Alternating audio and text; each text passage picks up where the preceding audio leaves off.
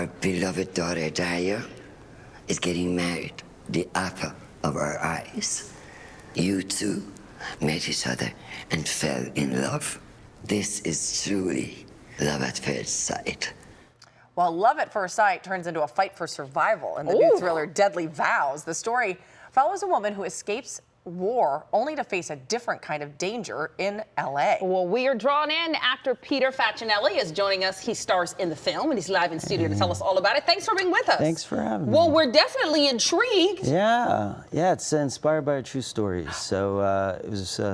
I was so when I read the script, I thought, how do you get from like saying I do and having that right. love connection to this guy hired a hitman to kill his wife? Like, where's the turn in that love turning to that much hatred? Yeah. And so I was intrigued. You were intrigued, but from the psychology aspect of it? Yeah, and like how a person gets to that point and how the relationship gets to that point. And the themes that are in the movie with domestic violence, and it happens behind closed doors a lot, and you don't get to see it. So this is kind of a peek of like what happens behind those closed doors and the warning signs that you can look for. Well, you said it's inspired by true events. You and I were talking beforehand. I said, well, isn't it kind of fun to play somebody bad? And you're like, no, I went home and I felt awful. Yeah, this sounds terrible. And yeah, intense. it was an interesting role because I'm not method by any means, but like you're doing these acts that are horrific, and then you're going home, and I would text the actress. She would say, "Hey, are you okay?"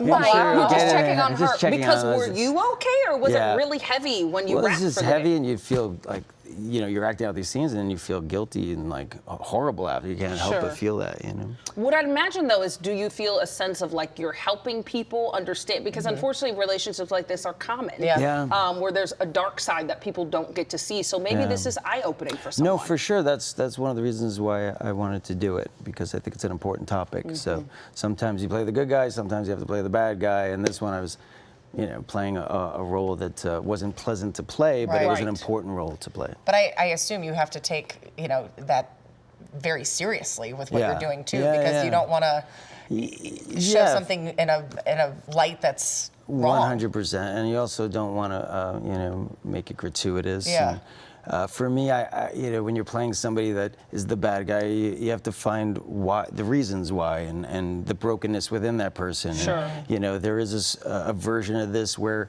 that person healed themselves and got help instead of acted out what they went through in their life. When he was younger, he was abused, and so he carried that pain and hurt people. So he ended up carrying that on to his relationships. And if people don't heal, they bring them into their relationships. Yes, they do. So there is a pattern that people have. And so when doing a role like this, it also shows that you can stop the pattern. Yeah. You just have to have the tools to be able to do that. Absolutely. But in acting, do you like playing a role, though, that's so different from the real you? I feel like that would be more enjoyable than someone who's just kind of like you. Yeah, it's always, for me, more interesting.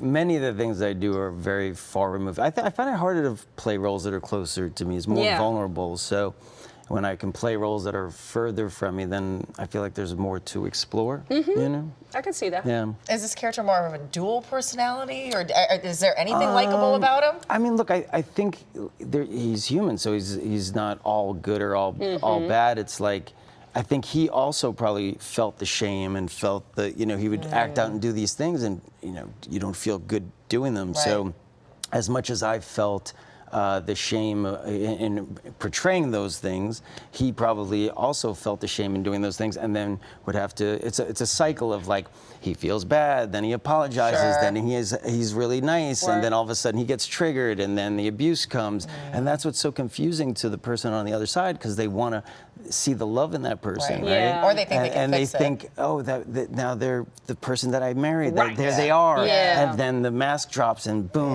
the violence comes out, and they want to love that person so much that they're willing sometimes to forgive or look over not those look out for themselves as much. Well, Peter, thank you so much for being here. It's a very important story. Yes. So Deadly Vows is available on digital and on-demand platforms now from Quiver Distribution.